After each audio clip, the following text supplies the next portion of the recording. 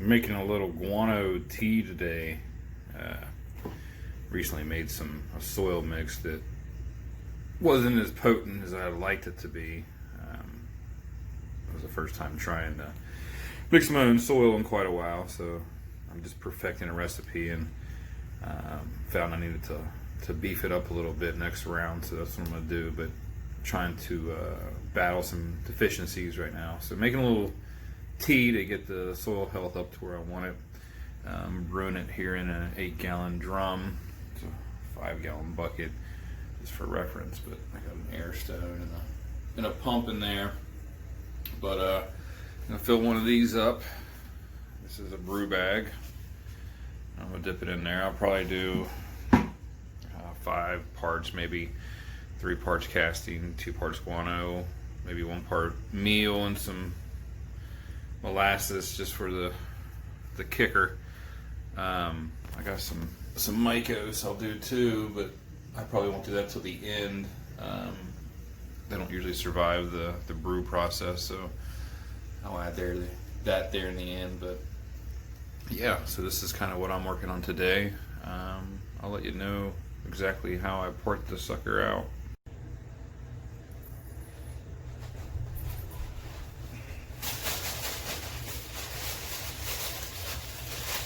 Guano, yeah, about 2 cups of guano, so that would work in a 5-part mix.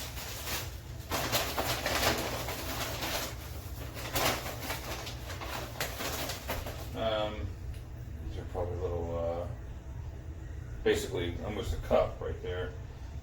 Close enough. Doesn't have to be exact science when making tea, just keep your parts in mind. Maybe even write it down so you know how well this mix did for you. So I'm going to put the guano in first, 1 cup. And typically I'll put this down in a bucket when I do it, just because you see all that smoke, and not smoke, but you know what I mean, sediment coming out of there. I don't want it on my floor.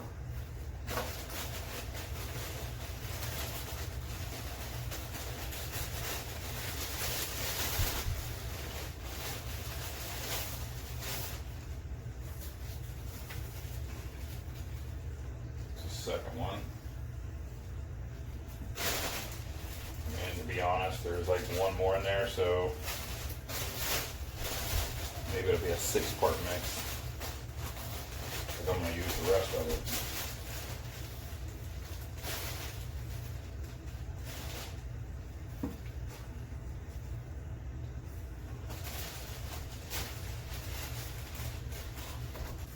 Three cups of guano. My guano is a 731. I'm okay with that nitrogen because they're still in a veg growth. I'm actually getting ready to transition them to a bloom stage, so that 3 starts prepping them and uploading the phosphorus, so that when I do flip them, they're rearing and ready to go. So 3 cups of guano. Let's do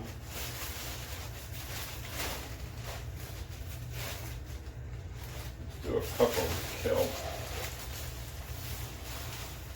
That stuff is stanky. 1 cup of kelp.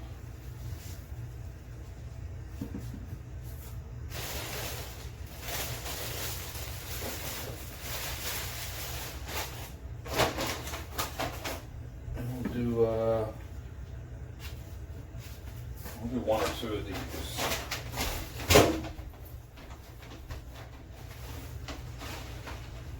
The thing about this guano, you always get these big clumps in there.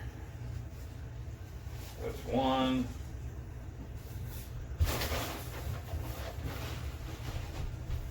Two cups of guano. So I did 3 cups of, sorry, not guano, castings.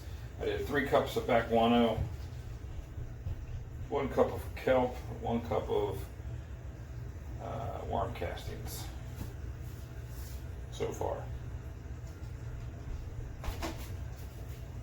2 cups of castings, sorry. 2 cups of castings, 1 cup of kelp. 2 cups of worm castings, 1 cup of kelp. And what I do, 3 cups of Bat Guano. Gives me a nice little bag for tea. And basically all I'm going to do is I'm going to set it in there. I'm going to tie it to one of these handles. I have a side handle that I brew it in, the air stone, give it oxygen. I'm going to turn that pump on so it circulates it well. And then I'm going to add some molasses.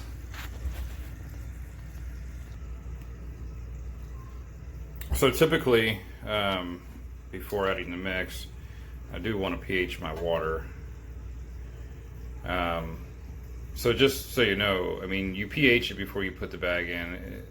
Typically, people say 6.5 to 7 point something, but I try not to ever go to 7 or over. This is showing me about a 6. This is kind of low. I may keep it around 6.3, 6.4, but honestly, once it starts brewing, it may swing that pH in either direction pretty far, depending on what you're brewing with. So if it stays here, I might use 6.2, then add the bag. 6.5, this will drift a little bit, you know what I mean? It's still going to circulate it, and a lot of times if you let your water sit after pHing it, see, it'll drift, it'll change. I'm going to leave it as it is for now and brew, because like I said, the brew itself is going to change my pH after a couple of days of brewing.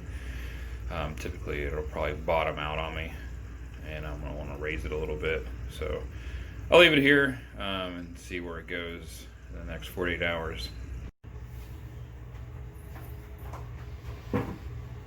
So I'm probably going to use a big spoon, some grandma's molasses, unsulphered molasses. Don't use sulfurized molasses. This one, you don't want to kill the good stuff. So I'm going to do probably about 3 big tablespoons of this, liberally.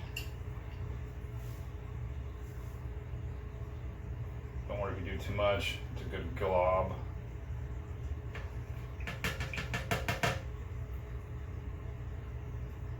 It's hard to get the stuff off your spoon, so here's your sugars. Get all that bacteria growing, kind of like your catalyst. That should be enough. Now in a couple days, I'll usually let it sit about 48 hours. I'll come back and this will be foamy and stinky and good.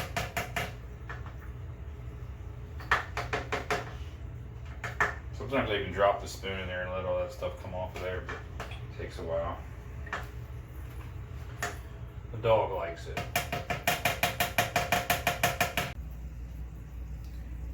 That dinky. Big boy loves it. Yeah, don't drink that.